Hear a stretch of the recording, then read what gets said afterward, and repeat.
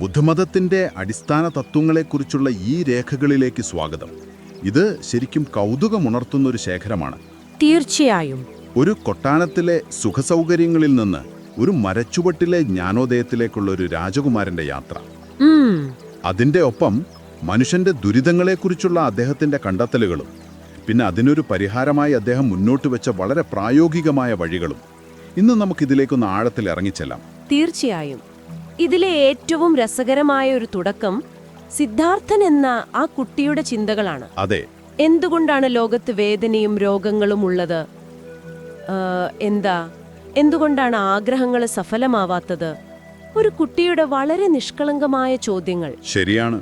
പക്ഷേ ആ ചോദ്യങ്ങൾക്കാണ് അദ്ദേഹം പിന്നീട് ജീവിതം മുഴുവൻ ഉത്തരം തേടിയത്. അപ്പൊ ആ യാത്രയുടെ തുടക്കത്തിൽ നിന്ന് തന്നെ നമുക്ക് തുടങ്ങാം. അതെ. ഏകദേശം 2500 വർഷം മുൻപ് ഇന്നത്തെ നേപ്പാളിന്റെ ഭാഗമായ കപിലവസ്തുവിൽ ശുദ്ധോദനൻ എന്ന രാജാവിന് ഒരു മകൻ ജനിക്കുന്നു, സിദ്ധാർത്ഥൻ. അപ്പോ ഒരു പ്രവചനമുണ്ടായിരുന്നു. മകൻ ഒന്നുകിൽ ലോകം കീഴടക്കുന്ന ഒരു ചക്രവർത്തിയാകും, അല്ലെങ്കിൽ സർവവും ത്യജിക്കുന്ന ഒരു സന്യാസിയാകും. അതെ. ആ രണ്ടാമത്തെ സാധ്യത രാജാവിനെ വല്ലാതെ ഭയപ്പെടുത്തി. സ്വാഭാവികമായും ഏതച്ഛനാണ് അത് ഇഷ്ടപ്പെടുക? അതുകൊണ്ട് അദ്ദേഹം ഒരു മുൻകരുതലെടുത്തു. എന്ത് മുൻകരുതൽ? പുറം ലോകത്തെ ദുരിതങ്ങളൊന്നും സിദ്ധാർത്ഥനെ അറിയിക്കാതെ ഒരു തരം സ്വർണ്ണക്കൂട്ടിലെന്ന പോലെയാണ് വളർത്തിയത്. രോഗമോ വാർദ്ധക്യമോ മരണമോ എന്താണെന്ന് പോലും അറിയാത്ത ഒരു ലോകം.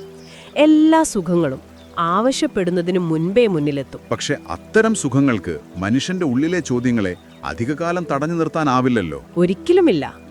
ഒരു നിമിഷം ഒരു രാജകുമാരൻ ഇത്രയും കാലം രോഗവും വാർദ്ധക്യവും മരണവും കണ്ടിട്ടേ ഇല്ല എന്ന് പറയുന്നത് ഒരു അതിശയോക്തിയല്ലേ? കൊട്ടാരത്തിൽ ആരും പ്രായമായിട്ടില്ലേ? ആർക്കും അസുഖം വന്നിട്ടില്ലേ? വളരെ നല്ലൊരു ചോദ്യമാണത്. ഇതൊരു അക്ഷരാർത്ഥത്തിലുള്ള വിവരണമായി കാണുന്നതിനേക്കാൾ ഒരു പ്രതീകാത്മകമായ കഥയായി കാണുന്നതാണ് കൂടുതൽ ശരി. പ്രതീകാത്മകമായോ? അതെ. കൊട്ടാരം എന്നത് നമ്മുടെയൊക്കെ ഒരു കംഫേർട്ട് സോണാണ്. പ്രശ്നങ്ങളെയും ദുരിതങ്ങളെയും കണ്ടില്ലെന്ന് നടിക്കുന്ന നമ്മുടെ ഒരു മാനസികാവസ്ഥ. ശരി ശരി. ആ കൊട്ടാരത്തിന് പുറത്തിറങ്ങിയപ്പോൾ കണ്ട ആ 4 കാഴ്ചകൾ, അത് ജീവിതത്തിന്റെ കൈപ്പേറിയ യാഥാർത്ഥ്യങ്ങളുമായി സിദ്ധാർത്ഥൻ ആദ്യമായി മുഖാമുഖം വന്നതിന്റെ ഒരു പ്രതീകമാണ്. ഓക്കെ. അപ്പോൾ ആ 4 കാഴ്ചകൾ: ഒരു രോഗി, ഒരു വൃദ്ധൻ, ഒരു മൃതദേഹം, പിന്നെ ഒടുവിൽ ശാന്തനായ ഒരു സന്യാസി. അതെ. ആദ്യത്തെ 3 ജീവിതത്തിലെ ദുരിതങ്ങളെ കാണിച്ചു കൊടുത്തപ്പോൾ ആ 4ാമത്തെ കാഴ്ച അതിൽ നിന്നൊരു മോചനമാർഗമുണ്ടെന്ന് ഒരു സൂചന നൽകി. ആ ഒരു ചോദ്യം അദ്ദേഹത്തെ വല്ലാതെ അലട്ടി.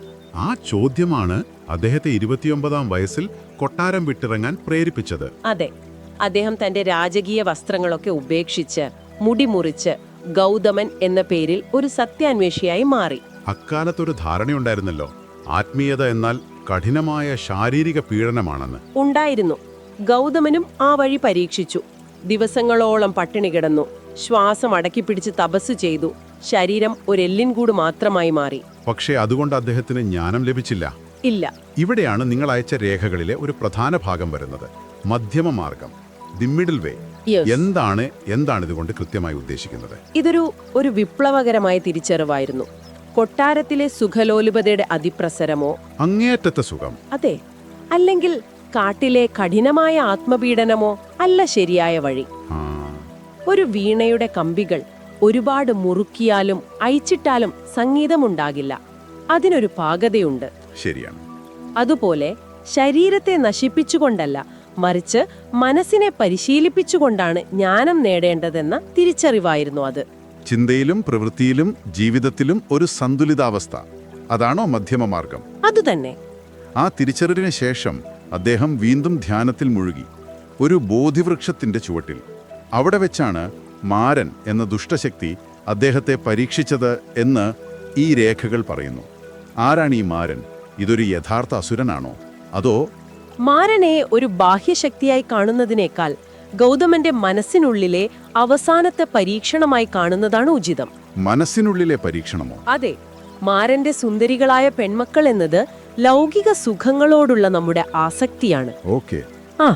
ഭയപ്പെടുത്തുന്ന പൈശാചിക സൈന്യം എന്നത് നമ്മുടെ ഉള്ളിലെ ഭയവും സംശയങ്ങളുമാണ്. ധ്യാനത്തിന്റെ അവസാന ഘട്ടത്തിൽ മനസ്സിന്റെ ആഴങ്ങളിൽ ഉറങ്ങിക്കിടക്കുന്ന ഈ വികാരങ്ങളെയാണ് അദ്ദേഹം നേരിട്ടതും അതിജീവിച്ചതും. എങ്ങനെയാണ് അതിനെ അതിജീവിച്ചത്? തന്റെ നന്മയും കരുണയും കൊണ്ടുതന്നെ. ആ യുദ്ധം അദ്ദേഹം അങ്ങനെയാണ് ജയിച്ചത്. ആ രാത്രിക്ക് ശേഷം പ്രഭാതത്തിൽ ഉണർന്നത് സിദ്ധാർത്ഥനോ ഗൗതമനോ ആയിരുന്നില്ല, മറിച്ച് ബുദ്ധൻ. അതെ, ഉണർന്നവൻ. എന്താണ് ആ ഉണർവിൽ അദ്ദേഹത്തിന് മനസ്സിലായത്? അതാണ് ബുദ്ധമതത്തിന്റെ കാതൽ, അല്ലേ? അതെ, അദ്ദേഹത്തിന് ലഭിച്ച ആ ജ്ഞാനത്തെ ഒരു ഡോക്ടറുടെ രോഗനിർണയം പോലെ വളരെ ചിട്ടയായാണ് അദ്ദേഹം അവതരിപ്പിച്ചത്. 4 ഘട്ടങ്ങളായി. ഇതിനെയാണ് 4 ശ്രേഷ്ഠ സത്യങ്ങൾ എന്ന് പറയുന്നത്. ഓക്കെ, നമുക്ക് ആ 4 സത്യങ്ങളിലേക്ക് കിടക്കാം. ഒന്നാമത്തേത് ദുഃഖമുണ്ട് എന്നതാണ്. ഇത് കേൾക്കുമ്പോൾ ബുദ്ധമതം ഒരു നിരാശാവാദമാണെന്ന് തോന്നാൻ സാധ്യതയില്ലേ? ജീവിതത്തിൽ സന്തോഷവുമില്ലേ? തീർച്ചയായും സന്തോഷമുണ്ട്. പക്ഷെ ബുദ്ധൻ പറയുന്നത് ആ സന്തോഷങ്ങളൊന്നും ശാശ്വതമല്ല എന്നാണ്. ദുഃഖം എന്ന വാക്ക് ഇവിടെ ഉപയോഗിക്കുന്നത് നമ്മുടെ സാധാരണ സങ്കടം എന്ന അർത്ഥത്തിൽ മാത്രമല്ല. ജീവിതത്തിൽ അടിസ്ഥാനപരമായി ഒരു അതൃപ്തി, ഒരു അൺസാറ്റിസ്ഫാക്ടറിനെസ് ഉണ്ട് എന്നാണ് അത് സൂചിപ്പിക്കുന്നത്. ഉദാഹരണത്തിന്, ഇഷ്ടപ്പെട്ടത് നഷ്ടപ്പെടുമോ എന്ന ഭയം, ഇഷ്ടമില്ലാത്തതിനെ സഹിക്കേണ്ടി വരുന്നത്, ആഗ്രഹിച്ചത് കിട്ടാത്ത നിരാശ, പിന്നെ രോഗം, വാർദ്ധക്യം, മരണം, ഇതെല്ലാം അതിന്റെ ഭാഗമാണ്. ഇത് ജീവിതത്തിന്റെ ഒരു യാഥാർത്ഥ്യമാണ് എന്ന് അംഗീകരിക്കുന്നിടത്താണ് ആദ്യത്തെ പടി. ഇത് വിശദീകരിക്കാൻ ഏറ്റവും നല്ലത് കിസാ ഗൗതമി എന്ന സ്ത്രീയുടെ കഥയാണ്. ആഹാ, ആ കഥ. അവരുടെ ഒരേ ഒരു മകൻ പാമ്പ് കടിച്ചു മരിച്ചു. ആ ദുഃഖം താങ്ങാനാവാതെ അവർ മകന്റെ മൃതദേഹവുമായി ഓരോ വീടിന്റെയും വാതിലിൽ ചെന്ന് അവനെ രക്ഷിക്കാനുള്ള മരുന്ന് ചോദിച്ചു. ആളുകൾക്ക് അവരെ ഭ്രാന്തിയായി തോന്നി. സ്വാഭാവികം. അവസാനം ഒരാൾ അവരെ ബുദ്ധന്റെ അടുത്തേക്ക് അയച്ചു. ബുദ്ധൻ അവരോട് പറഞ്ഞു, ഞാൻ നിന്റെ മകനെ രക്ഷിക്കാം, പക്ഷേ എനിക്കൊരു നിബന്ധനയുണ്ട്. ഇന്നുവരെ മരണം നടക്കാത്തൊരു വീടിൽ നിന്ന് ഒരു പിടി കടുക് എനിക്ക് കൊണ്ടുവന്നു തരണം. അവരൊരുപാട് പ്രതീക്ഷയോടെ അതിനായി ഇറങ്ങി പുറപ്പെട്ടിട്ടുണ്ടാവും. തീർച്ചയായും. പക്ഷെ അവർ പോയ ഓരോ വീട്ടിലും ആരെങ്കിലുമൊക്കെ മരിച്ചിട്ടുണ്ടായിരുന്നു. ഒരിടത്ത് അച്ഛൻ, മറ്റൊരിടത്ത് അമ്മ, ഭർത്താവ്, മകൻ, അങ്ങനെ. ഓ. വൈകുന്നേരമായപ്പോഴേക്കും അവർക്ക് സത്യം മനസ്സിലായി. മരണം എന്നത് ജീവിതത്തിന്റെ ഒരു ഭാഗമാണ്. അതെല്ലാവർക്കും സംഭവിക്കുന്ന ഒന്നാണ്. തൻ്റേത് മാത്രമായ ഒരു ദുഃഖമല്ല അതെന്ന തിരിച്ചറിവിൽ അവർക്ക് ശാന്തത ലഭിച്ചു. ഈ കഥയാണ് ഒന്നാമത്തെ മഹത്തായ സത്യത്തിലേക്ക് നമ്മളെ എത്തിക്കുന്നത്. ഇത് ഇന്നത്തെ കാലഘട്ടവുമായിട്ട് നന്നായി ബന്ധിപ്പിക്കാൻ സാധിക്കും. സോഷ്യൽ മീഡിയയിലൊക്കെ എല്ലാവരും സന്തോഷം മാത്രം പങ്കുവെക്കുമ്പോൾ നമ്മുടെ മാത്രം ജീവിതത്തിലാണ് പ്രശ്നങ്ങളെന്ന് തോന്നിപ്പോകാം. ശരിയാണ്. എന്നാൽ ദുഃഖം സർവ്വസാധാരണമാണെന്ന തിരിച്ചറിവ് ഒരു ആശ്വാസമാണ്. ശരി, അപ്പോൾ രണ്ടാമത്തെ സത്യം എന്താണ്? ഈ ദുഃഖത്തിനെല്ലാം ഒരു കാരണമുണ്ട് എന്നതാണ്. കൃത്യമായി. ദുഃഖം വെറുതെ ഉണ്ടാകുന്നതല്ല, അതിനൊരു കാരണമുണ്ട്. എവിടെയാണ് ആ കാരണം? ആ കാരണം നമ്മുടെ ഉള്ളിൽ തന്നെയാണ്. അടങ്ങാത്ത ആഗ്രഹങ്ങൾ, എന്തിനോടെങ്കിലുമുള്ള തീവ്രമായ ഇഷ്ടം, വെറുപ്പ്, കാര്യങ്ങളുടെ യഥാർത്ഥ സ്വഭാവത്തെക്കുറിച്ചുള്ള അറിവില്ലായ്മ, ഇതിനെയൊക്കെയാണ് തൃഷ്ണ എന്ന് പറയുന്നത്. പക്ഷെ ഒരു സംശയം, ആഗ്രഹങ്ങളില്ലാതെ മനുഷ്യന് മുന്നോട്ട് പോകാൻ കഴിയോ? ഒരു ലക്ഷ്യബോധം നൽകുന്നത് നമ്മുടെ ആഗ്രഹങ്ങളല്ലേ? നല്ല ചോദ്യം. ബുദ്ധമതം എല്ലാ ആഗ്രഹങ്ങളെയും എതിർക്കുന്നില്ല. സ്വയം മെച്ചപ്പെടാനും മറ്റുള്ളവരെ സഹായിക്കാനുമുള്ള ആഗ്രഹങ്ങൾ തീർച്ചയായും നല്ലതാണ്. പിന്നെന്താണ് പ്രശ്നം? ഇവിടെ പ്രശ്നം അറ്റാച്ച്മെന്റ് ആണ്. ഒരു കാര്യത്തിൽ അള്ളിപ്പിടിച്ചിരിക്കുക. ഇത് കിട്ടിയാലേ ഞാൻ സന്തോഷിക്കൂ, ഇത് നഷ്ടപ്പെട്ടാൽ എൻ്റെ ജീവിതം തീർന്നു എന്നൊക്കെയുള്ള ചിന്ത. ആ അറ്റാച്ച്മെന്റ് ആണ് നിരാശയ്ക്കും ദുഃഖത്തിനും കാരണമാകുന്നത്. ഓക്കെ, അപ്പോ മൂന്നാമത്തെ സത്യം ഒരു ശുഭവാർത്തയായിരിക്കണം. ഈ ദുഃഖം അവസാനിപ്പിക്കാൻ ഒരു വഴിയുണ്ട് എന്നത്. അതെ, ആഗ്രഹങ്ങളിലും അജ്ഞതയിലും എണ്ണയൊഴിക്കുമ്പോഴാണ് ദുഃഖത്തിന്റെ തീ ആളിക്കത്തുന്നത്. ആ എണ്ണയൊഴിക്കൽ നിർത്തിയാൽ തീ അണയും. ആ അവസ്ഥയാണ് നിർവാണം. നിർവാണം. പലരും അതിനെ തെറ്റിദ്ധരിച്ചിട്ടില്ലേ? അതൊരു ശൂന്യതയോ മരണമോ ഒക്കെ ആയിട്ട്. ഉണ്ട്. പക്ഷെ അതങ്ങനെയല്ല. മറിച്ച് ആഗ്രഹങ്ങളുടെയും വെറുപ്പിന്റെയും കെട്ടുപാടുകളിൽ നിന്ന് പൂർണ്ണമായി സ്വതന്ത്രമായ ശാശ്വതമായ സമാധാനത്തിന്റെയും സന്തോഷത്തിന്റെയും അവസ്ഥയാണ് നിർവാണം. ശരി, ദുഃഖമുണ്ട്, അതിന് കാരണമുണ്ട്, അത് മാറ്റാൻ ഒരു വഴിയുണ്ട്. ആ നാലാമത്തെ പോയിന്റാണ് എനിക്കിപ്പോൾ അറിയേണ്ടത്. എന്താണ് ആ വഴി? അതാണ് ശ്രേഷ്ഠമായ അഷ്ടാംഗമാർഗം, അല്ലേ? അതെ, ദ നോബിൾ എയ്റ്റ്ഫോൾഡ് പാത്ത്. ഇതൊരു സിദ്ധാന്തമല്ല, മറിച്ച് നിർവാണത്തിലേക്ക് നയിക്കുന്ന ഒരു പ്രായോഗികമായ ജീവിത രീതിയാണ്. ഒരു ട്രെയിനിങ് മാനുവൽ പോലെ. അതിൽ 8 ഭാഗങ്ങളുണ്ട്. അതെ, അവയെല്ലാം പരസ്പരം ബന്ധപ്പെട്ടിരിക്കുന്നു. ധർമ്മചക്രം എന്നറിയപ്പെടുന്ന 8 ആരക്കാലുകളുള്ള ഒരു ചക്രമായിട്ടാണ് ഇതിനെ സാധാരണയായി ചിത്രീകരിക്കുന്നത്. ചുരുക്കത്തിൽ ആ 8 മാർഗങ്ങൾ ഇവയാണ്: ശരിയായ കാഴ്ചപ്പാട്, ശരിയായ ചിന്ത, ശരിയായ വാക്ക്, ശരിയായ പ്രവൃത്തി, ശരിയായ ഉപജീവന മാർഗം, ശരിയായ പരിശ്രമം, ശരിയായ മനസാന്നിധ്യം, പിന്നെ ശരിയായ ഏകാഗ്രത. ഇതൊരു ലിസ്റ്റായി വായിച്ചു പോകുമ്പോൾ ഇതിന്റെ പ്രായോഗികത അത്ര വ്യക്തമാവുന്നില്ല. ഇതിലെ ശരിയായ ഉപജീവന മാർഗം, അതായത് റൈറ്റ് ലൈവ്ലിഹുഡ് എന്നതുകൊണ്ട് ഇന്നത്തെ കാലത്ത് എന്തായിരിക്കാം ഉദ്ദേശിക്കുന്നത്? വളരെ പ്രസക്തമായ ചോദ്യം. ശരിയായ ഉപജീവനമാർഗം എന്നാൽ മറ്റുള്ള ജീവജാലങ്ങൾക്ക് ദോഷം ചെയ്യാത്ത ഒരു ജോലി തിരഞ്ഞെടുക്കുക എന്നതാണ് അതിന്റെ അടിസ്ഥാനം. ഉദാഹരണത്തിന് ആയുധ കച്ചവടം, കശാപ്പ്, ലഹരി വസ്തുക്കളുടെ വ്യാപാരം, ഇതൊക്കെ ഇതിന് വിപരീതമായി കണക്കാക്കാം. എന്നാൽ കുറച്ചുകൂടി വിശാലമായി ചിന്തിച്ചാൽ മറ്റുള്ളവരെ ചൂഷണം ചെയ്യുന്ന, സത്യസന്ധമല്ലാത്ത, നമ്മുടെ മൂല്യങ്ങൾക്ക് ചേരാത്ത ഏത് ജോലിയും ഇതിന്റെ പരിധിയിൽ വരും. ഇത് നമ്മുടെ പ്രൊഫഷണൽ ജീവിതത്തെ പോലും ആത്മീയ പാതയുടെ ഭാഗമാക്കുന്നു. ഈ രേഖകളിൽ മനസ്സിനെ ഒരു തോട്ടത്തോട് ഉപമിക്കുന്നുണ്ട്. നമ്മുടെ ചിന്തകൾ വിത്തുകളാണ്, പ്രവൃത്തികൾ അതിനെ പരിപാലിക്കുന്ന രീതിയാണ്. അതെ.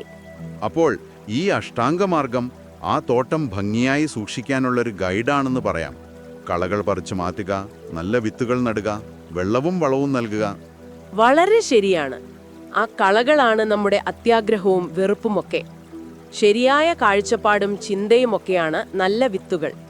അപ്പോൾ വെള്ളവും വളവും, ധ്യാനവും ഏകാഗ്രതയുമൊക്കെ അതിനു നൽകുന്ന വെള്ളവും വളവുമാണ്. അവസാനം ലഭിക്കുന്ന വിളവെടുപ്പാണ് നിർവ്വാണം.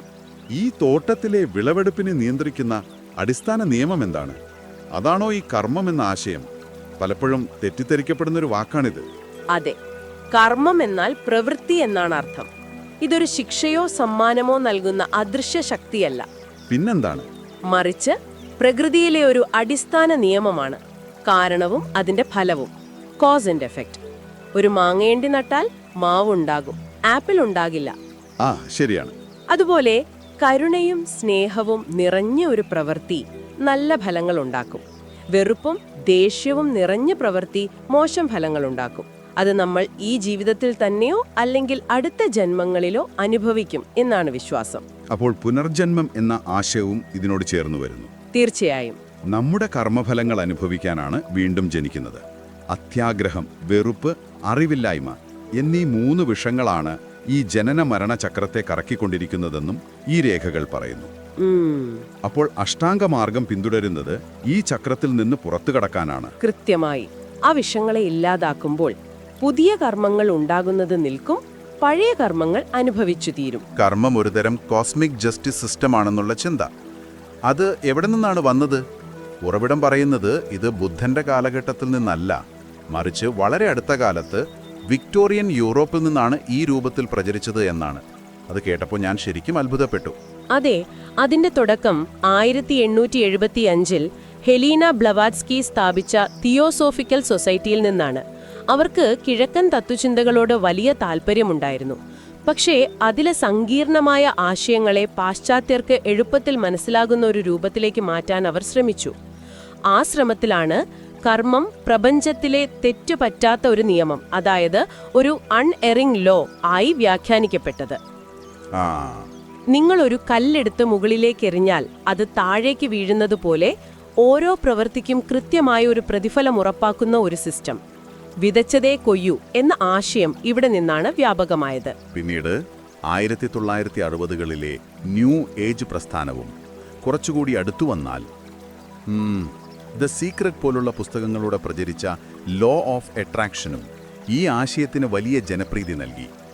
നിങ്ങളുടെ ചിന്തകളാണ് നിങ്ങളുടെ ലോകം സൃഷ്ടിക്കുന്നത്.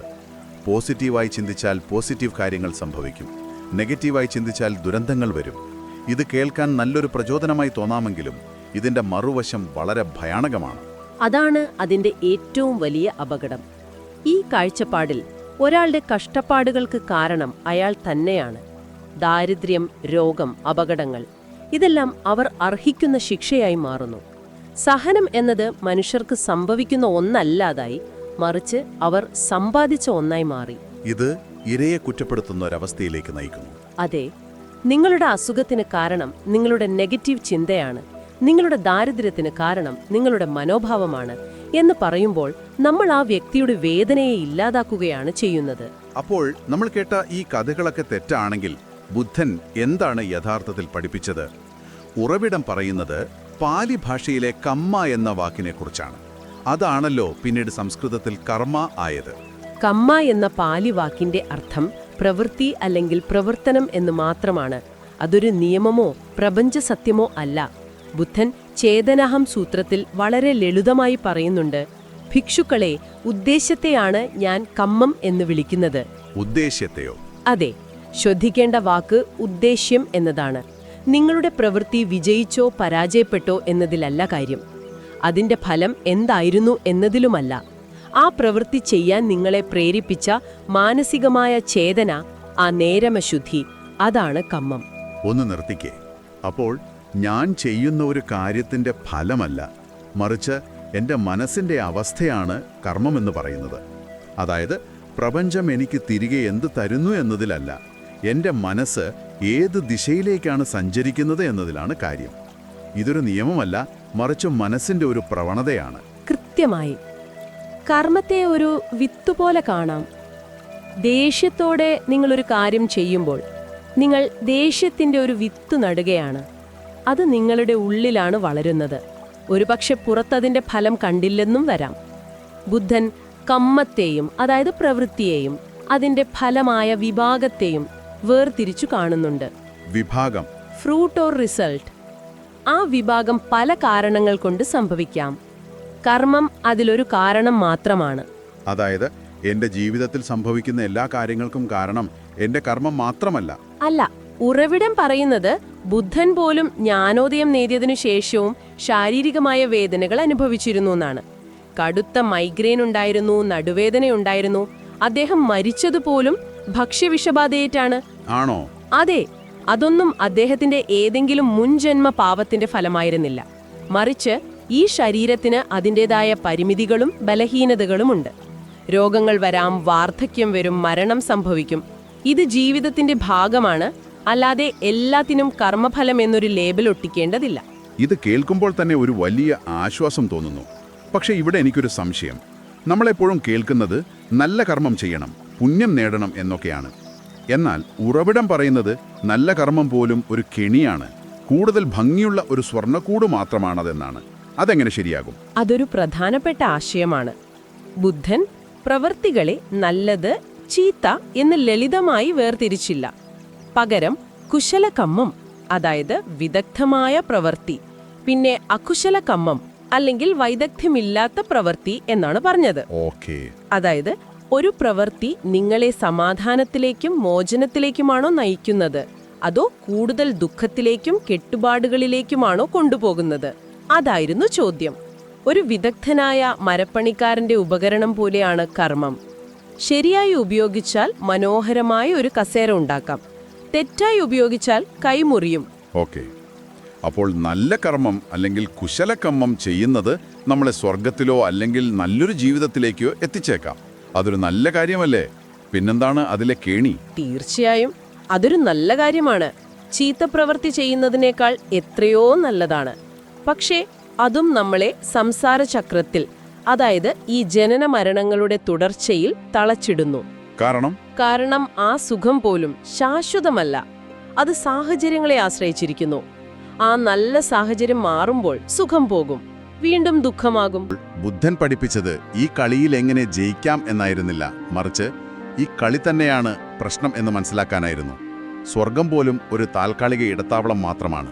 അതെ, ലക്ഷ്യം മെച്ചപ്പെട്ട സാഹചര്യങ്ങൾ ഉണ്ടാക്കുക എന്നതായിരുന്നില്ല, എല്ലാ സാഹചര്യങ്ങളിൽ നിന്നും പൂർണ്ണമായും മോചിതനാവുക എന്നതായിരുന്നു. ഇപ്പോൾ കർമ്മം എന്നത് ഒറ്റ വാക്കിൽ ഒതുക്കാവുന്ന ഒന്നല്ല എന്ന് വ്യക്തമായി. അതിനെ കൂടുതൽ ആഴത്തിൽ മനസ്സിലാക്കാൻ ഉറവിടം ചില തരംതിരിവുകൾ നൽകുന്നുണ്ട്. ഒരു ലിസ്റ്റായിട്ടല്ല, മറിച്ച് അതിനെ പല കോണുകളിൽ നിന്ന് നോക്കിക്കാണാനുള്ള വഴികളായിട്ടാണ് അവതരിപ്പിക്കുന്നത്. അതെ, ആദ്യത്തെ കർമ്മഫലം എപ്പോൾ ലഭിക്കുന്നു എന്നതിന് അടിസ്ഥാനമാക്കിയുള്ളതാണ്. അതായത് സമയം, ടൈമിംഗ്. ചില കർമ്മങ്ങൾക്ക് ഫലം ഉടനടി ലഭിക്കും, നിങ്ങളൊരു നുണ പറയുമ്പോൾ ആ നിമിഷം തന്നെ മനസ്സിലൊരു പിരിമുറുക്കം, ഒരു ഭയം അനുഭവപ്പെടില്ലേ? ആ, ശരിയാണ്. അതാണ് ഉടനടി കിട്ടുന്ന ഫലം. ചില കർമ്മങ്ങൾ ഈ ജീവിതത്തിൽ തന്നെ പിന്നീട് ഫലം തരും. മറ്റു ചിലത് അടുത്ത ജന്മത്തിൽ, വേറെ ചിലത് ഒരുപാട് ജന്മങ്ങൾക്ക് ശേഷം എപ്പോഴെങ്കിലും. എപ്പോൾ ഫലം തരുമെന്ന് പ്രവചിക്കാൻ സാധിക്കില്ല. രണ്ടാമത്തെ വീക്ഷണം അതിന്റെ ഗൗരവം അല്ലെങ്കിൽ ഭാരമാണ്. വെയിറ്റ്. എല്ലാ പ്രവൃത്തികൾക്കും ഒരേ ശക്തിയല്ല. അല്ല, ചില പ്രവൃത്തികൾക്ക് വലിയ ഭാരമുണ്ട്. ഉറവിടത്തിൽ 5 ആനന്തരിക കർമ്മങ്ങളെക്കുറിച്ച് പറയുന്നുണ്ട്. മാതാവിനെയോ പിതാവിനെയോ കൊല്ലുന്നത്, ജ്ഞാനോദയം നേടിയൊരു വ്യക്തിയെ, അതായത് അർഹതനെ വധിക്കുന്നത് പോലുള്ളവയ്ക്ക് അതിഭീമമായ ഭാരമുണ്ട്. അവ അടുത്ത ജന്മത്തിൽ തന്നെ ഫലം നൽകുമെന്ന് പറയപ്പെടുന്നു. അതുപോലെ നല്ല കാര്യങ്ങളിലും ഭാരമുള്ളവയുണ്ട്. ഉറവിടം ഝാന എന്ന അവസ്ഥയെക്കുറിച്ച് പറയുന്നു. എന്താണ് ഈ ഝാന? അത് മനസ്സ് പൂർണ്ണമായും ഏകാഗ്രമായി ബാഹ്യലോകത്തെക്കുറിച്ചുള്ള ചിന്തകളില്ലാതെ ആഴത്തിലുള്ള ധ്യാനത്തിൽ ലയിച്ചിരിക്കുന്ന ഒരവസ്ഥയാണ്. 1 മണിക്കൂർ ആ അവസ്ഥയിലിരിക്കുന്നത് 1000 പേർക്ക് ദാനം കൊടുക്കുന്നതിനേക്കാൾ ശക്തമായ മാനസിക മാറ്റം ഉണ്ടാക്കുമെന്നാണ് പറയുന്നത്. അതുപോലെ പ്രധാനപ്പെട്ട ഒന്നാണ് ശീലങ്ങളിലൂടെ രൂപപ്പെടുന്ന കർമ്മം, ഹാബിച്വൽ കർമ്മ. നിങ്ങൾ ആവർത്തിച്ച് ചെയ്യുന്ന കാര്യങ്ങൾ നിങ്ങളുടെ സ്വഭാവമായി മാറുന്നു. ബുദ്ധമതത്തിന്റെ കാഴ്ചപ്പാടിൽ പുറമേയുള്ള അഭിവൃദ്ധിയല്ല യഥാർത്ഥ അളവുകോല്, നിങ്ങളുടെ മനസ്സിന്റെ സമാധാനമാണ്. ക്രൂരനായ വ്യാപാരിക്ക് പുറത്തെല്ലാം ഉണ്ടായിരുന്നിരിക്കാം, പക്ഷേ ഉള്ളിൽ ഭയവും സംശയവും അത്യാഗ്രഹവും കാരണം ഒരു നിമിഷം പോലും അയാൾക്ക് സമാധാനമുണ്ടായിരുന്നില്ല. കർമ്മത്തിന്റെ യഥാർത്ഥ ഫലം അനുഭവിക്കുന്നത് നമ്മുടെ ഉള്ളിലാണ്. ഈ സങ്കീർണതയിൽ തന്നെ ഒരു അപവാദവുമുണ്ട്. ജ്ഞാനത്തോടെ, അതായത് ബോധോദയം നേടിയ ശേഷം ചെയ്യുന്ന പ്രവൃത്തികൾ പുതിയ കർമ്മം സൃഷ്ടിക്കുന്നില്ല. കൊലയാളിയായിരുന്ന അങ്കുലിമാലയുടെ കഥ പോലെയാണത്? അതെ, ബുദ്ധനെ കണ്ടുമുട്ടി ജ്ഞാനോദയം നേടിയ ശേഷം അങ്കുലിമാല പുതിയ കർമ്മം സൃഷ്ടിച്ചില്ല. പക്ഷേ അദ്ദേഹം ചെയ്ത പഴയ കർമ്മങ്ങളുടെ ഫലം അദ്ദേഹത്തെ തേടി വന്നു. ആളുകൾ അദ്ദേഹത്തെ കല്ലെറിഞ്ഞു, ഉപദ്രവിച്ചു. അതെല്ലാം അദ്ദേഹം ശാന്തനായി സഹിച്ചു. കാരണം ആ വേദന അനുഭവിക്കുമ്പോഴും അദ്ദേഹത്തിന്റെ മനസ്സിൽ വെറുപ്പോ ദേഷ്യമോ ഉണ്ടായിരുന്നില്ല.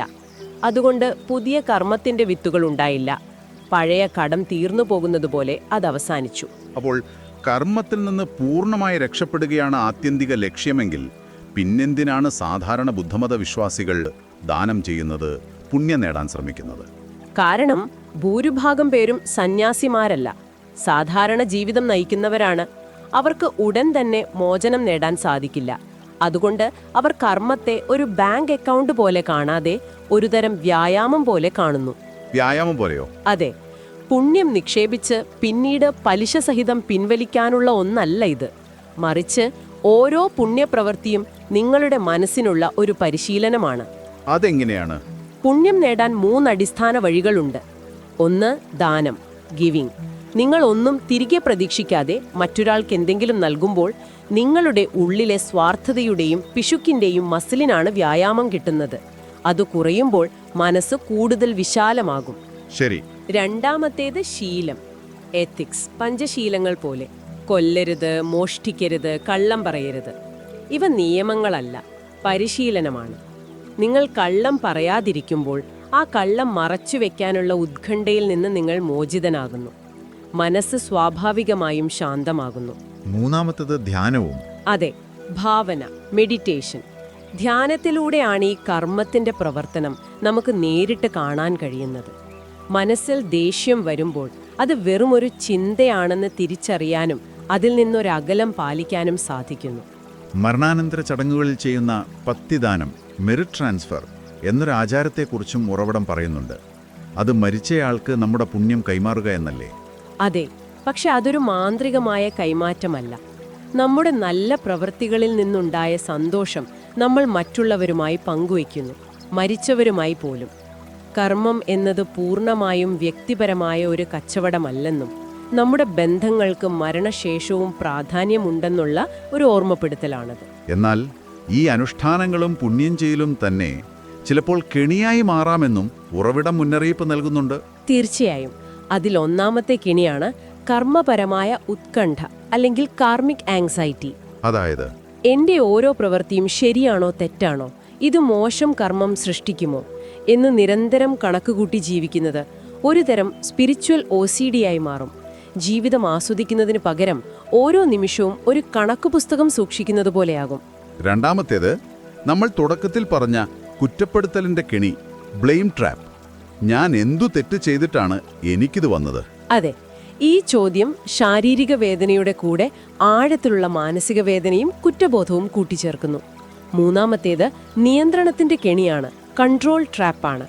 ഞാൻ ഈ ദാനം ചെയ്യുന്നത് എനിക്ക് ഭാവിയിൽ എന്തെങ്കിലും തിരികെ കിട്ടുമെന്ന പ്രതീക്ഷയിലാണെങ്കിൽ അത് ആത്മീയതയല്ല, ഒരു ബിസിനസ് ഇടപാടായി മാറുന്നു.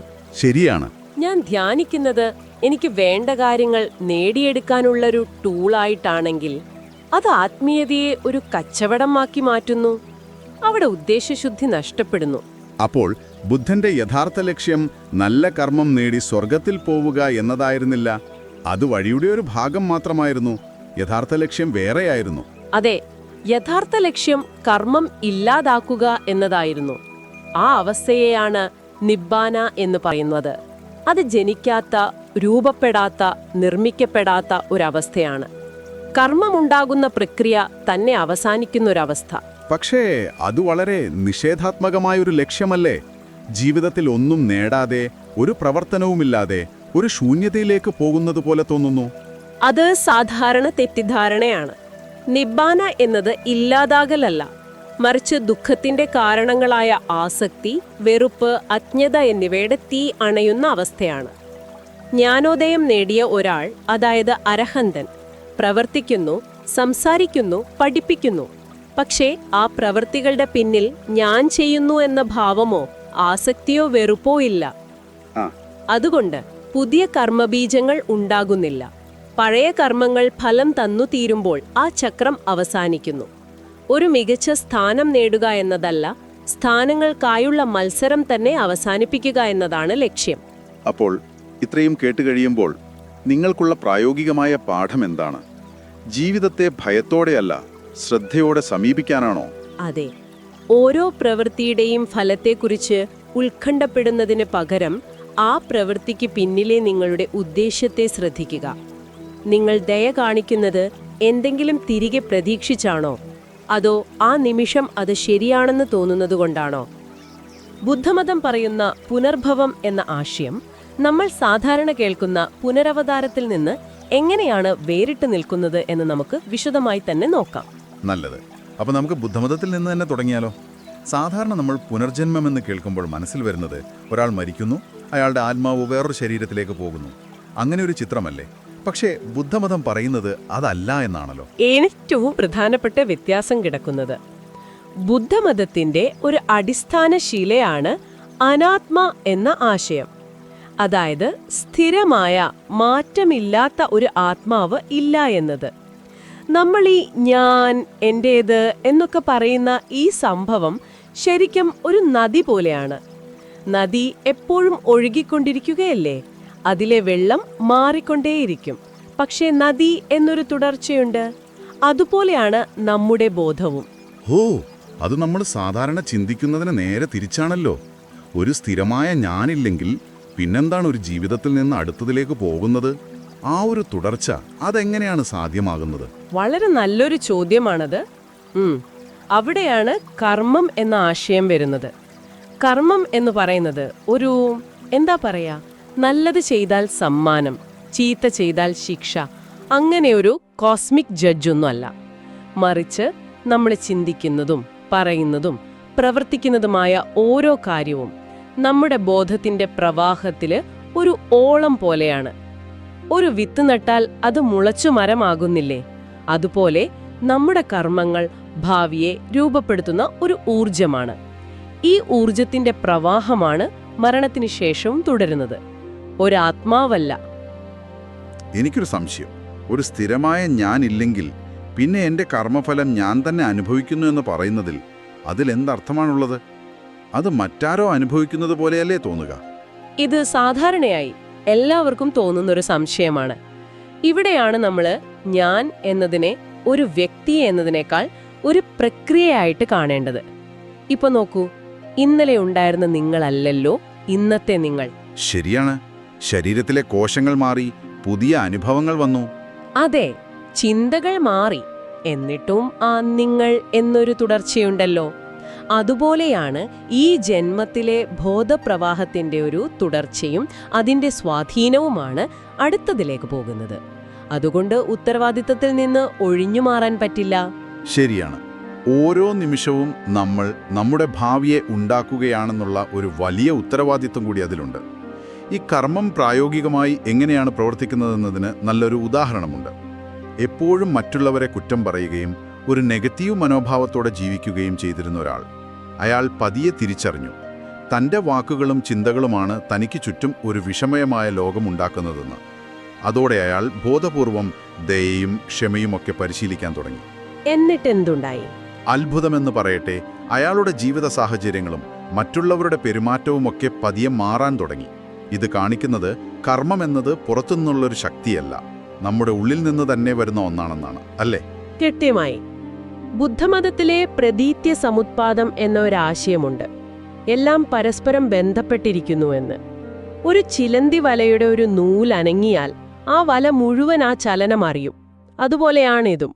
അപ്പോ ബുദ്ധമതം പറയുന്ന ഈ ആത്മാവില്ലാത്ത തുടർച്ച എന്ന ആശയം, ഇത് നമ്മൾ സാധാരണ കേട്ടുപരിചയിച്ച ഹിന്ദുമതത്തിലെയും മറ്റുമുള്ള പുനരവതാര സങ്കല്പങ്ങളിൽ നിന്ന് എങ്ങനെയാണ് അടിസ്ഥാനപരമായി വ്യത്യസ്തമാകുന്നത്? അവിടെയാണ് നമ്മൾ ഈ ചർച്ചയുടെ കാതലിലേക്ക് വരുന്നത്. മറ്റു പാരമ്പര്യങ്ങളിൽ, പ്രത്യേകിച്ച് ഹിന്ദുമതത്തിൽ, ആത്മൻ എന്ന വളരെ ശക്തമായൊരാശയമുണ്ട്.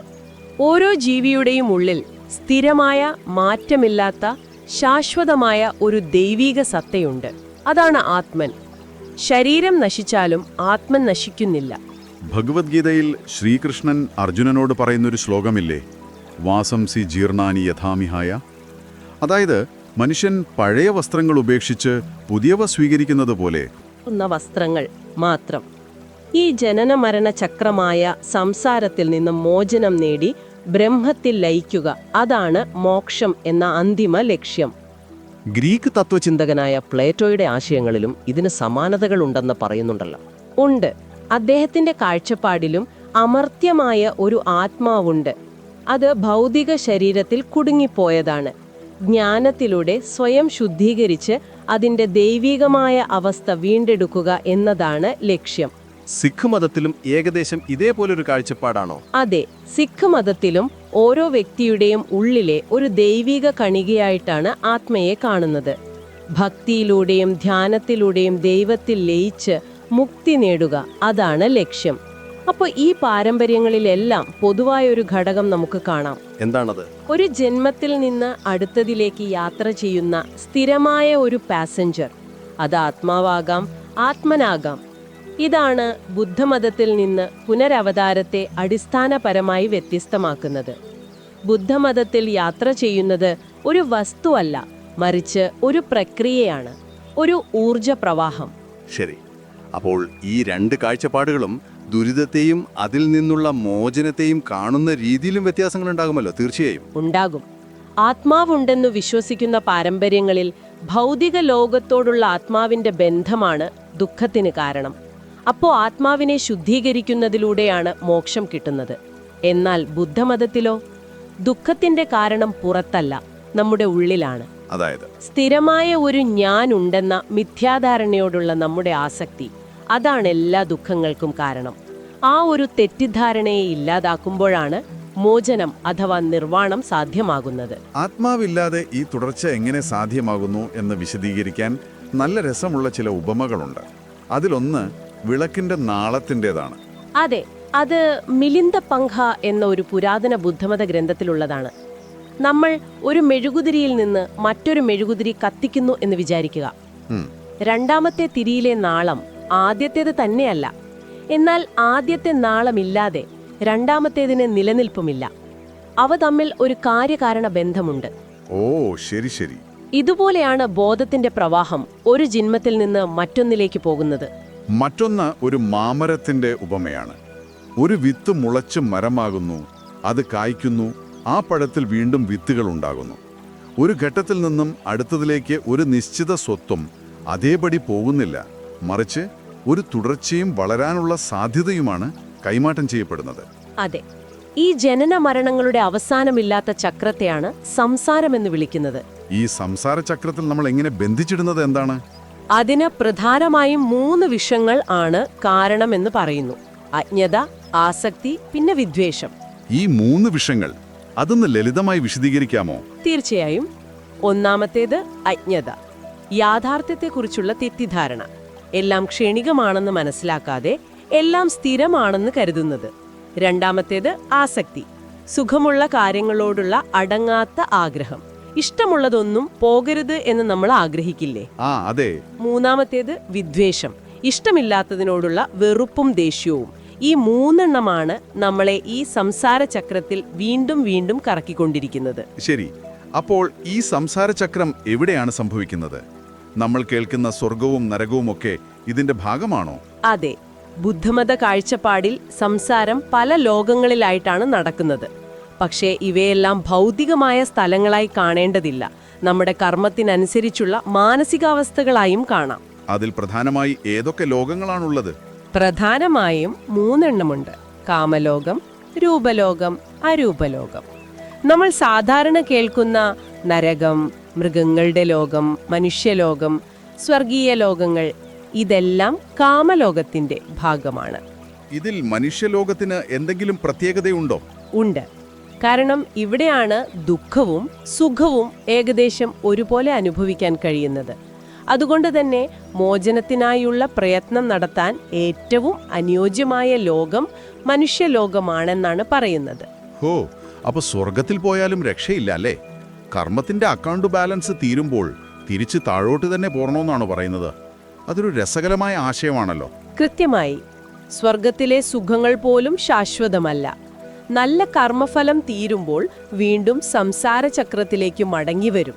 ഇതൊരു അവസാനമില്ലാത്ത കറക്കമാണ്. അപ്പോ ഈ കറക്കത്തിൽ നിന്ന് പുറത്തുവിടക്കാൻ ഒരു വഴി ഉണ്ടാവണമല്ലോ. അതിനുള്ള പരിഹാരമാണോ ഈ അഷ്ടാംഗമാർഗം? അതെ, അതുതന്നെയാണ് വഴി. സംസാര ചക്രത്തിന് ഇന്ധനം കൊടുക്കുന്ന ആ 3 വിഷങ്ങളെ ഇല്ലാതാക്കാനുള്ള ഒരു പ്രായോഗികമായ ജീവിത രീതിയാണത്. ശരിയായ കാഴ്ചപ്പാട്, ശരിയായ ഉദ്ദേശം, ശരിയായ വാക്ക്, അങ്ങനെ 8 കാര്യങ്ങൾ. ഇതിന്റെ ഒരു പ്രായോഗിക വശത്തെക്കുറിച്ച് പറയുന്നുണ്ടല്ലോ. മുൻജന്മത്തിൽ എന്തായിരുന്നു എന്നൊക്കെ ആലോചിച്ച് വിഷമിക്കുന്നതിനേക്കാൾ ഈ നിമിഷത്തിൽ ശ്രദ്ധിക്കാനാണ് ബുദ്ധൻ ഉപദേശിച്ചതെന്ന്. ആ വിഷം പുരണ്ട അമ്പിന്റെ ഉപമ വളരെ ശക്തമാണ്. അതെ, മാലുങ്ക്യപുത്ത സുത്തേലെ ആ ഉപമ. ഒരാളുടെ ശരീരത്തിൽ ഒരു വിഷം പുരണ്ട അമ്പ് തറച്ചിരിക്കുമ്പോൾ അമ്പ് എവിടെ നിന്ന് വന്നു, ആരാണ് എയ്തത് എന്നൊക്കെ അന്വേഷിച്ചിരിക്കുന്നതിന് പകരം ആദ്യം ചെയ്യേണ്ടത് ആ അമ്പ് ഊരി മാറ്റുക എന്നതാണ്. അതുപോലെ ഈ ജീവിതത്തിലെ ദുഃഖമാകുന്ന അമ്പിനെ ഊരി മാറ്റാനാണ് നമ്മൾ ആദ്യം ശ്രമിക്കേണ്ടത്. ധ്യാനം പോലുള്ള പരിശീലനങ്ങളിലൂടെ അത് സാധിക്കുമോ? സാധിക്കും. നമ്മുടെ ചിന്തകളെയും വികാരങ്ങളെയും ഒരു സാക്ഷിയെപ്പോലെ നിരീക്ഷിക്കുമ്പോൾ എല്ലാത്തിൻ്റെയും അസ്ഥിരമായ സ്വഭാവം നമുക്ക് നേരിട്ട് ബോധ്യപ്പെടും. ഈ ഒരു തിരിച്ചറിവ് മരണഭയത്തെ കുറയ്ക്കാൻ സഹായിക്കുമോ? തീർച്ചയായും. മരണമെന്നത് ഒരു അസ്തിത്വത്തിന്റെ അവസാനമല്ല, മറിച്ച് ഒരു പ്രക്രിയയിലെ മാറ്റം മാത്രമാണെന്ന് മനസ്സിലാക്കുമ്പോൾ ഭയം കുറയും. ഇത് ഓരോ നിമിഷവും ശ്രദ്ധയോടെയും ധാർമ്മികമായും ജീവിക്കാൻ നമ്മളെ പ്രോത്സാഹിപ്പിക്കും. അപ്പോൾ ഇന്നത്തെ നമ്മുടെ ഈ ആഴത്തിലുള്ള വിശകലനം ഒന്ന് ചുരുക്കി പറഞ്ഞാൽ, ബുദ്ധമതത്തിലെ പുനർജന്മവും മറ്റു പാരമ്പര്യങ്ങളിലെ പുനരവതാരവും തമ്മിലുള്ള അടിസ്ഥാനപരമായ വ്യത്യാസം ശാശ്വതമായ ആത്മാവ് എന്ന ആശയത്തിലാണ്. പുനരവതാരം ഒരു ആത്മാവിൻ്റെ യാത്രയാണെങ്കിൽ പുനർജന്മം എന്നത് കർമ്മത്താൽ രൂപപ്പെടുന്ന ഒരു ബോധപ്രവാഹത്തിൻ്റെ തുടർച്ചയാണ്. അതെ, ഇതൊരു തത്വശാസ്ത്രപരമായ ചർച്ച മാത്രമല്ല. ഈ ഒരു ധാരണ അത് നിങ്ങളെക്കുറിച്ചും നിങ്ങളുടെ പ്രവൃത്തികളെക്കുറിച്ചുമുള്ള കാഴ്ചപ്പാടിനെ തന്നെ മാറ്റാൻ ശേഷിയുള്ളതാണ്. ഈ തത്വങ്ങളെല്ലാം തുടങ്ങുന്നത് സിദ്ധാർത്ഥൻ എന്ന രാജകുമാരൻ പ്രകൃതിയെ നിരീക്ഷിച്ച ഒരു അനുഭവത്തിൽ നിന്നാണ്. കൊട്ടാരത്തിന് പുറത്തിറങ്ങിയ ആ സംഭവം. അതെ, നമുക്കെല്ലാം അറിയാവുന്നതുപോലെ കൊട്ടാരത്തിലെ സുഖസൗകര്യങ്ങൾ വിട്ട് പുറത്തിറങ്ങിയപ്പോഴാണ് അദ്ദേഹം ജീവിതത്തിന്റെ യഥാർത്ഥ മുഖം കാണുന്നത്. അത്തരമൊരു യാത്രയിൽ ഒരു കർഷകൻ നിലമൊഴുമ്പോൾ ഒരു പുഴു പുറത്തു വരുന്നതും ഒരു പക്ഷി ആ പുഴുവിനെ കൊത്തി തിന്നുന്നതും തൊട്ടു പിന്നാലെ ഒരു പരുന്ത് ആ പക്ഷിയെ റാഞ്ചിക്കൊണ്ടുപോകുന്നതും അദ്ദേഹം കണ്ടു. സൗന്ദര്യത്തിനു നടുവിലും നിലനിൽപ്പിനായുള്ള ഈ പോരാട്ടം അദ്ദേഹത്തെ വല്ലാതെ ചിന്തിപ്പിച്ചു. എന്തുകൊണ്ടാണ് ജീവന് ജീവൻ എടുക്കേണ്ടി വരുന്നത്? ഈ ദുരിതത്തിന്റെ എല്ലാം അടിസ്ഥാനം എന്താണ്? ഈ ചോദ്യങ്ങളിൽ നിന്നാണ് പ്രപഞ്ചത്തെക്കുറിച്ചുള്ള ആ 3 അടിസ്ഥാന സത്യങ്ങളിലേക്ക് അദ്ദേഹം എത്തുന്നത്. ശരി, അപ്പോൾ ആ നിരീക്ഷണത്തിൽ നിന്ന് കിട്ടിയ ആദ്യത്തെ സത്യത്തിൽ നിന്ന് തന്നെ തുടങ്ങാം. പ്രപഞ്ചത്തിൽ ഒന്നും നഷ്ടപ്പെടുന്നില്ല, എല്ലാം രൂപം മാറുകയാണ് എന്നാണല്ലോ പറയുന്നത്. അതെ, ഇത് കേൾക്കുമ്പോൾ എനിക്ക് ആദ്യം ഓർമ്മ വന്നത് സ്കൂളിൽ പഠിച്ച ഒരു നിയമമാണ്, law of conservation of energy. ഒന്നും നശിപ്പിക്കപ്പെടുന്നില്ല, ഒന്നിൽ നിന്ന് മറ്റൊന്നായി മാറുന്നു. ആ താരതമ്യം വളരെ ശരിയാണ്. ഇലകൾ വീണ് മണ്ണായി മാറുന്നു, ആ മണ്ണ് ഒരു വിത്തിന് വളമായി പുതിയൊരു ചെടിയായി മാറുന്നു. ജലം നീരാവിയായി, മേഘമായി, മഴയായി, വീണ്ടും ജലമാകുന്നു. ഈ പ്രപഞ്ചത്തിലെ എല്ലാം പരസ്പരം ബന്ധപ്പെട്ടിരിക്കുന്നു എന്ന വലിയൊരു തിരിച്ചറിവാണിത്. ശരിയാണ്. നമ്മൾ വായുവിനെ മലിനമാക്കുമ്പോൾ നമ്മൾ ശ്വസിക്കുന്ന വായുവിനെ തന്നെയാണ് മോശമാക്കുന്നത്. പുഴയിൽ വിഷം കലക്കുമ്പോൾ നമ്മൾ കുടിക്കുന്ന വെള്ളത്തിൽ തന്നെയാണ് വിഷം കലക്കുന്നത്. അപ്പോ നമ്മൾ നമ്മളെ തന്നെയാണ് ദ്രോഹിക്കുന്നത്. കൃത്യമായി. ഈ പരസ്പര ബന്ധം ആഴത്തിൽ മനസ്സിലാക്കിയതുകൊണ്ടാണ് ബുദ്ധനും അദ്ദേഹത്തിന്റെ ശിഷ്യന്മാരും ഒരു ജീവിയെപ്പോലും ഉപദ്രവിക്കാതിരിക്കാൻ പരമാവധി ശ്രമിച്ചത്. ഓരോ പ്രവൃത്തിക്കും പ്രപഞ്ചത്തിൽ ഒരു തരംഗം സൃഷ്ടിക്കാൻ കഴിയുമെന്ന തിരിച്ചറിവ്. ഇത് നമ്മളെ പ്രകൃതിയുടെ ഒരു ഭാഗം മാത്രമായി കാണാൻ സഹായിക്കുന്ന ഒരു ചിന്തയാണ്. നമ്മൾ അതിൻ്റെ ഉടമകളല്ല. ശരി, അപ്പോൾ രണ്ടാമത്തെ സത്യത്തിലേക്ക് വരാം. എല്ലാം മാറിക്കൊണ്ടിരിക്കുന്നു എന്നത്. ഇത് ഒരുപക്ഷെ നമുക്കെല്ലാവർക്കും അനുഭവമുള്ള ഒന്നായിരിക്കും. തീർച്ചയായും. പക്ഷേ നമ്മൾ പലപ്പോഴും ഇതിനെതിരെ പൊരുതാനാണ് ശ്രമിക്കുന്നത്. ജീവിതത്തെ ഒരു പുഴയോടാണ് ഈ തത്വത്തിൽ ഉപമിക്കുന്നത്.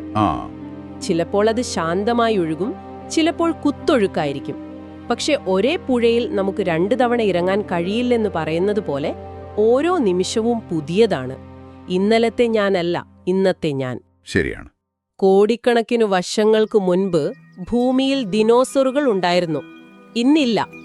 ഒരു കാലത്ത് ഭൂമി പരന്നതാണെന്ന് വിശ്വസിച്ചു, പിന്നീട് അത് തെറ്റാണെന്ന് മനസ്സിലായി. ഈ മാറ്റത്തെ അംഗീകരിക്കാൻ കഴിയാത്തതാണ് പലപ്പോഴും നമ്മുടെ അസ്വസ്ഥതകൾക്ക് കാരണം. അതെ, മാറ്റത്തെ ഭയക്കുന്നതുകൊണ്ടാണല്ലോ നമ്മൾ പലപ്പോഴും വാർദ്ധക്യത്തെയും രോഗങ്ങളെയും മരണത്തെയും ഒക്കെ ഇത്രയധികം പേടിക്കുന്നത്. ഈ സത്യം അംഗീകരിച്ചാൽ ഒരുപക്ഷെ ജീവിതം കുറച്ചുകൂടി എളുപ്പമാകും. തീർച്ചയായും. ഇനി മൂന്നാമത്തെ സത്യം, കാര്യകാരണ നിയമം അഥവാ കർമ്മം. ഇതിനെക്കുറിച്ച് പറയുമ്പോൾ പലർക്കും ഒരു സംശയം വരാം. ഇത് വിധിയാണോ, അല്ലെങ്കിൽ മുൻജന്മത്തിലെ പാപഫലമാണോ? അതൊരു നല്ല ചോദ്യമാണ്.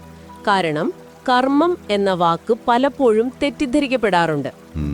ബുദ്ധമതത്തിലെ കർമ്മം എന്നത് ഒരു പ്രപഞ്ചശക്തിയോ ദൈവമോ നൽകുന്ന ശിക്ഷയും സമ്മാനവുമല്ല. അത് വളരെ ലളിതമായ ഒരു കാര്യകാരണ ബന്ധമാണ്. A law of cause and effect. Okay. നിങ്ങളൊരു മാവിൻ തൈ നട്ടാൽ നിങ്ങൾക്ക് മാമ്പഴം കിട്ടും, മുളകിന്റെ വിത്ത് പാകിയാൽ മുളക് കിട്ടും. അത്രയുള്ളൂ. സിമ്പിൾ. അതെ. ദേഷ്യത്തോടെയും വെറുപ്പോടെയും പെരുമാറിയാൽ നമുക്ക് തിരികെ കിട്ടുന്നതും അതേപോലുള്ള അനുഭവങ്ങളായിരിക്കും. സ്നേഹവും ദയയും കൊടുത്താൽ അങ്ങനെയുള്ള ബന്ധങ്ങളെ രൂപപ്പെടും. അപ്പോൾ ഇതിലെ പ്രധാന ആശയം അതൊരു ശിക്ഷാവിധിയല്ല, മറിച്ച് നമുക്ക് പൂർണ്ണമായ നിയന്ത്രണമുള്ള ഒന്നാണ് എന്നതാണ്. അതെ അതെ. ഭാവിയെക്കുറിച്ച് പേടിച്ചിരിക്കുന്നതിനു പകരം ഈ നിമിഷത്തിൽ നല്ല ചിന്തകളും വാക്കുകളും പ്രവൃത്തികളും തിരഞ്ഞെടുക്കുന്നതിലൂടെ നമ്മുടെ ഭാവിയെ നമുക്ക് തന്നെ രൂപപ്പെടുത്താം എന്നൊരു വലിയ സാധ്യതയല്ലേ അത് തുറന്നു തരുന്നത്? കൃത്യമായി. It's a framework of empowerment, not fatalism. നിങ്ങൾ ചെയ്യുന്ന പ്രവൃത്തികളുടെ ഉത്തരവാദിത്തം നിങ്ങൾക്കാണ്. ബുദ്ധൻ പറഞ്ഞൊരു വാചകമുണ്ട്, വിതയ്ക്കുന്ന വിത്തിനനുസരിച്ചുള്ള ഫലമേ കൊയ്യാനാകൂ. നല്ലത് ചെയ്യുന്നവർക്ക് നല്ല ഫലങ്ങൾ ലഭിക്കും. ഇത് നമ്മുടെ കയ്യിലുള്ള ഒരു ശക്തിയാണ്. നോട്ട്സിൽ പറയുന്നുണ്ട്, രോഗമെന്താണെന്ന് കണ്ടെത്തുന്നു, കാരണമെന്താണെന്ന് പറയുന്നു, അത് മാറ്റാൻ കഴിയുമെന്ന ഉറപ്പ് നൽകുന്നു, എന്നിട്ട് മരുന്ന് കുറിച്ചു തരുന്നു. അതെ. ജീവിതത്തിൽ ദുഃഖമുണ്ട് എന്ന സത്യം. There is suffering. അതെ. ജനനം, രോഗം, വാർദ്ധക്യം, മരണം, ഇഷ്ടമില്ലാത്തവരുമായി ജീവിക്കേണ്ടി വരുന്നത്, ഇഷ്ടമുള്ളവരിൽ നിന്ന് പിരിയേണ്ടി വരുന്നത്, ആഗ്രഹിച്ചത് കിട്ടാതിരിക്കുന്നത്, ഇതെല്ലാം ദുഃഖത്തിൻ്റെ രൂപങ്ങളാണെന്ന് പറയുന്നു. പക്ഷേ ഇവിടെ ഒരു ചോദ്യമുണ്ട്. ജീവിതത്തിൽ സന്തോഷവുമില്ലേ? നല്ല ഓർമ്മകൾ, സ്നേഹം, വിജയം, ഇതൊന്നും ബുദ്ധമതം അംഗീകരിക്കുന്നില്ലേ? നല്ല ചോദ്യമാണ്. ബുദ്ധൻ ഒരിക്കലും ജീവിതത്തിൽ സന്തോഷമില്ല എന്ന് പറഞ്ഞിട്ടില്ല. തീർച്ചയായും സന്തോഷമുണ്ട്. പക്ഷെ ആ സന്തോഷങ്ങളെല്ലാം താൽക്കാലികമാണ്. ടെമ്പററി. അതെ. ഒരു ഐസ്ക്രീം കഴിക്കുമ്പോഴുള്ള സന്തോഷം അത് തീരുന്നതോടെ ഇല്ലാതാവുന്നു. ഒരു വിജയം ആഘോഷിക്കുന്നതിന്റെ സന്തോഷം അടുത്ത പരാജയത്തോടെയോ പുതിയൊരു ലക്ഷ്യം വരുമ്പോഴോ മാഞ്ഞു പോകുന്നു. ഈ സന്തോഷങ്ങൾ പോലും ശാശ്വതമല്ലാത്തതുകൊണ്ട് അവ നഷ്ടപ്പെടുമോ എന്ന ഭയം എപ്പോഴും കൂടെയുണ്ടാകും. ഈ ഒരു അടിസ്ഥാനപരമായ അസംതൃപ്തിയെയാണ് ദുഃഖം എന്ന വാക്കുകൊണ്ട് ഉദ്ദേശിക്കുന്നത്. ഓക്കെ, അപ്പോ ഒന്നാമത്തെ സത്യം ഒരു രോഗനിർണയമാണ്. ജീവിതത്തിൽ ദുഃഖമുണ്ട്. അങ്ങനെയെങ്കിൽ എന്താണ് ഈ രോഗത്തിന്റെ കാരണം? അതാണ് രണ്ടാമത്തെ സത്യം. ദുഃഖത്തിന് ഒരു കാരണമുണ്ട്. ആർത്തിയും അറിവില്ലായ്മയുമാണ് പ്രധാന കാരണങ്ങളെന്ന് പറയുന്നു. അതെ, ഇതിന് തൻഹ അഥവാ അടങ്ങാത്ത ദാഹം എന്ന് വിശേഷിപ്പിക്കാം. ഒരു കുട്ടിക്കൊരു മിഠായി കിട്ടിയാൽ അത് തീർന്നാലുടൻ അടുത്തതിനായി കരയും. ശരിയാണ്. അതുപോലെയാണ് നമ്മളും. കൂടുതൽ പണം, കൂടുതൽ അധികാരം, കൂടുതൽ പ്രശസ്തി, ഒന്നിനു പിറകെ ഒന്നായി നമ്മൾ ആഗ്രഹിച്ചുകൊണ്ടേയിരിക്കും.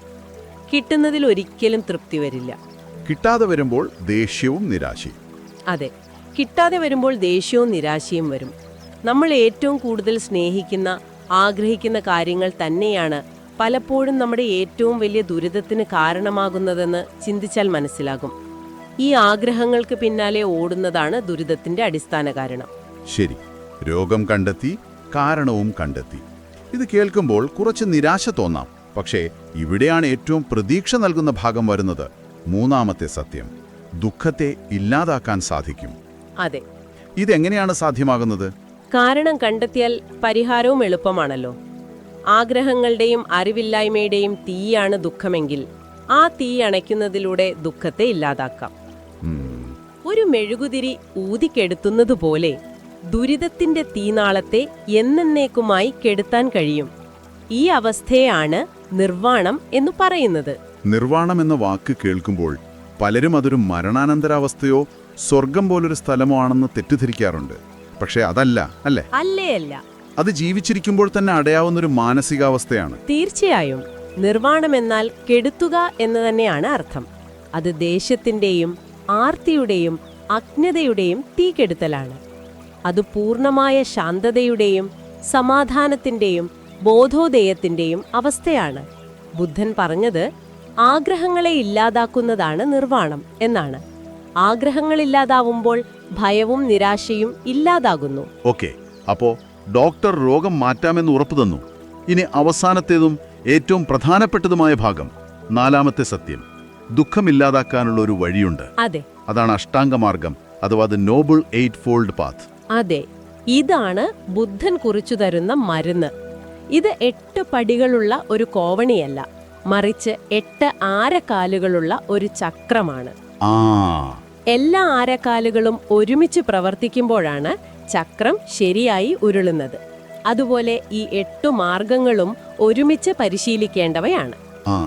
8 മാർഗങ്ങൾ എന്തൊക്കെയാണെന്നൊന്ന് വിശദീകരിക്കാമോ? കാരണം ശരിയായ കാഴ്ചപ്പാട്, ശരിയായ ചിന്ത എന്നൊക്കെ കേൾക്കുമ്പോൾ അത് കുറച്ച് മുബഹമായി തോന്നാം.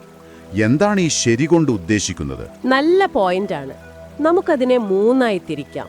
1 ജ്ഞാനം, വിസ്ഡം. ഓക്കെ, അതിൽ ശരിയായ കാഴ്ചപ്പാടും ശരിയായ ചിന്തയും വരും.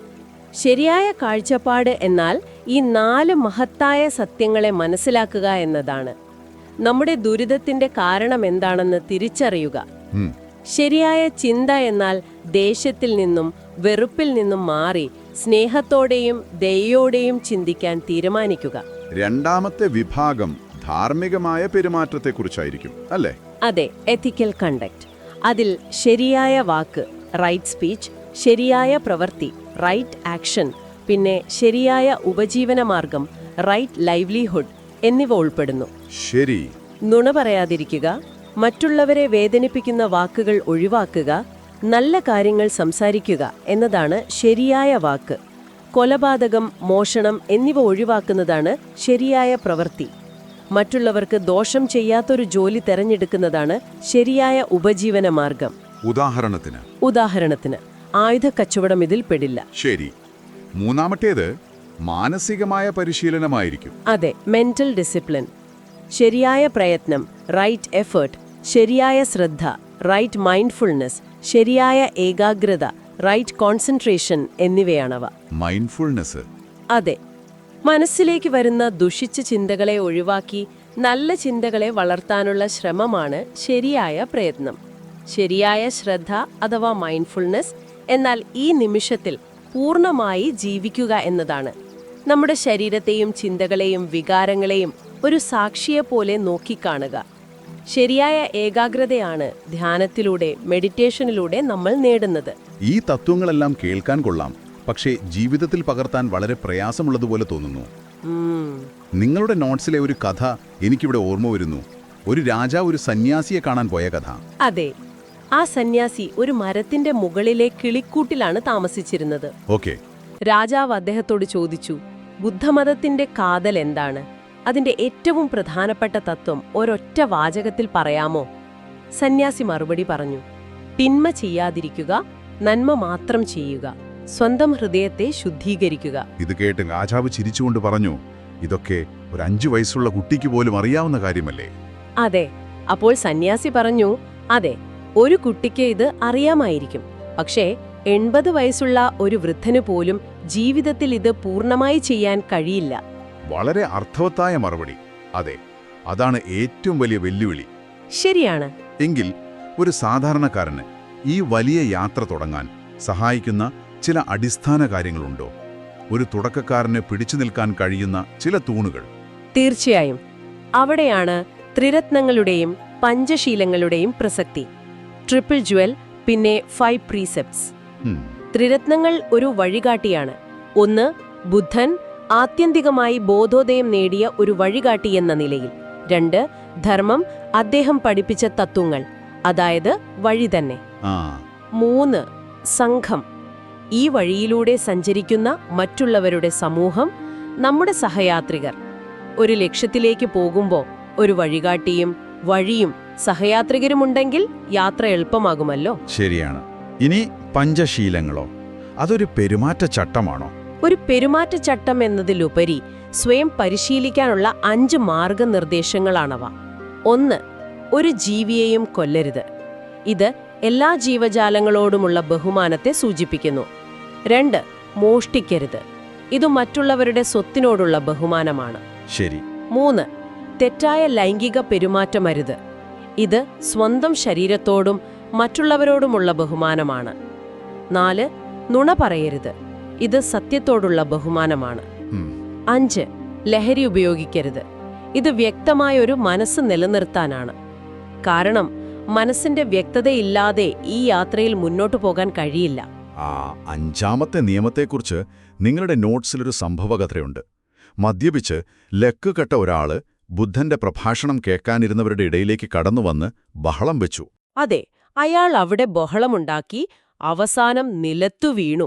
അയാൾ പോയ ശേഷം ബുദ്ധൻ വളരെ ശാന്തനായി ശിഷ്യന്മാരോട് പറഞ്ഞു, എന്താണ് പറഞ്ഞത്? ഈ മനുഷ്യനെ നോക്കൂ. ലഹരി അവനിൽ നിന്ന് എന്തെല്ലാമാണ് എടുത്തു കളയുന്നതെന്ന്. അവന്റെ സമ്പത്തും സൽപ്പേരും നഷ്ടപ്പെടും. ശരീരം ദുർബലമാകും. കുടുംബവുമായി കലഹിച്ച് അവൻ ഒറ്റപ്പെടും. പക്ഷേ അതിനേക്കാളെല്ലാം മോശം, അവന്റെ വിവേകം നഷ്ടപ്പെട്ട് അവനൊരു വിഡ്ഢിയായി മാറും എന്നതാണ്. ആത്യന്തികമായി മനസ്സിന്റെ വ്യക്തതയാണ് ഏറ്റവും വലിയ സമ്പത്ത് എന്ന സന്ദേശമാണ് അതിലുള്ളത്. അപ്പോൾ നമ്മൾ ചർച്ച ചെയ്ത ഈ കാര്യങ്ങളെല്ലാം ഒരു ചക്രത്തിൽ നിന്ന് പുറത്തു കടക്കാനുള്ള വഴികളാണ്. ജീവിതചക്രം എന്ന് പറയുന്ന പുനർജന്മത്തെക്കുറിച്ചുള്ള സങ്കല്പം. അതെ, അതിനെപ്പറ്റി കൂടി ഒന്ന് പറയാമോ? തീർച്ചയായും. മരണത്തോടെ എല്ലാം അവസാനിക്കുന്നില്ലെന്നും നമ്മുടെ കർമ്മഫലം അനുസരിച്ച് നമ്മൾ വീണ്ടും ജനിക്കുമെന്നുമാണ് ബുദ്ധമതം പഠിപ്പിക്കുന്നത്. ഇതിനെ ഒരു ചക്രത്തോടാണ് ഉപമിച്ചിരിക്കുന്നത്. ഭവചക്രം അഥവാ വീൽ ഓഫ് ലൈഫ്. പിന്നെ വിഡ്ഢിത്തം അല്ലെങ്കിൽ അജ്ഞത, ഇഗ്നോറൻസ്. ഈ ചക്രത്തിന്റെ നടുവിൽ ഒരു പന്നിയും പാമ്പും പൂവൻ കോഴിയും പരസ്പരം കടിച്ചു പിടിച്ച് വട്ടം കറങ്ങുന്നതായി ചിത്രീകരിക്കാറുണ്ട്. അജ്ഞതയെ പന്നിയും വെറുപ്പിനെ പാമ്പും ആർത്തിയെ കോഴിയും പ്രതിനിധീകരിക്കുന്നു. അപ്പോൾ അഷ്ടാംഗമാർഗം പരിശീലിക്കുന്നതിലൂടെ നമ്മൾ ചെയ്യുന്നത് ഈ 3 വിഷങ്ങൾക്കുള്ള മരുന്ന് കണ്ടെത്തുകയാണ്, അല്ലേ? അതെ, അഷ്ടാംഗമാർഗത്തിലൂടെയും പഞ്ചശീലങ്ങളിലൂടെയും നമ്മൾ ആർത്തിക്കും വെറുപ്പിനും അജ്ഞതയ്ക്കും എതിരായ ഗുണങ്ങൾ വളർത്തിയെടുക്കുന്നു. ദയ, സ്നേഹം, ജ്ഞാനം. അതെ, ദയ, സ്നേഹം, ജ്ഞാനം, വിവേകം എന്നിവ. എപ്പോഴാണോ ഈ 3 വിഷങ്ങളെ പൂർണ്ണമായി ഇല്ലാതാക്കാൻ കഴിയുന്നത്, അപ്പോൾ ഈ ജീവിതചക്രം കറക്കം നിർത്തും. ആ മോക്ഷാവസ്ഥയാണ് നിർവ്വാണം. അപ്പോൾ ഇന്നത്തെ ഈ ചർച്ചയിൽ നമ്മൾ ഒരുപാട് ദൂരം സഞ്ചരിച്ചു.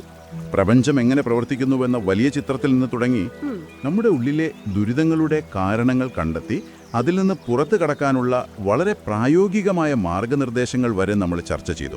ലളിതമെന്ന് തോന്നുമെങ്കിലും ജീവിതത്തിൽ പ്രാവർത്തികമാക്കാൻ ഒരുപാട് പ്രയത്നം ആവശ്യമുള്ള കാര്യങ്ങളാണിവ. അതെ, ആ സന്യാസിയും രാജാവും തമ്മിലുള്ള സംഭാഷണം നമ്മളെ ഓർമ്മിപ്പിക്കുന്നത് അതാണ്. അറിയുന്നതും ചെയ്യുന്നതും തമ്മിൽ വലിയ അന്തരമുണ്ട്. അതെ. ഈ ചർച്ച ഇവിടെ അവസാനിപ്പിക്കുമ്പോൾ നിങ്ങൾക്ക് ചിന്തിക്കാൻ ഒരു ചോദ്യം തരാം. ബുദ്ധന്റെ ഏറ്റവും പ്രധാനപ്പെട്ട ഉപദേശം വളരെ ലളിതമായിരുന്നു. തിന്മ ചെയ്യാതിരിക്കുക, നന്മ മാത്രം ചെയ്യുക, ഹൃദയത്തെ ശുദ്ധീകരിക്കുക. ഇത്രയും ലളിതമായ ഒരു ആശയം ഒരു ജീവിതകാലം മുഴുവൻ ശ്രമിച്ചിട്ടും നമുക്ക് പൂർണ്ണമായി പ്രാവർത്തികമാക്കാൻ കഴിയാതെ പോകുന്നത് എന്തുകൊണ്ടായിരിക്കും? ആ പ്രയാസത്തിന്റെ കാരണം ഒരുപക്ഷെ നമ്മുടെ ഉള്ളിൽ തന്നെ ഉണ്ടോ?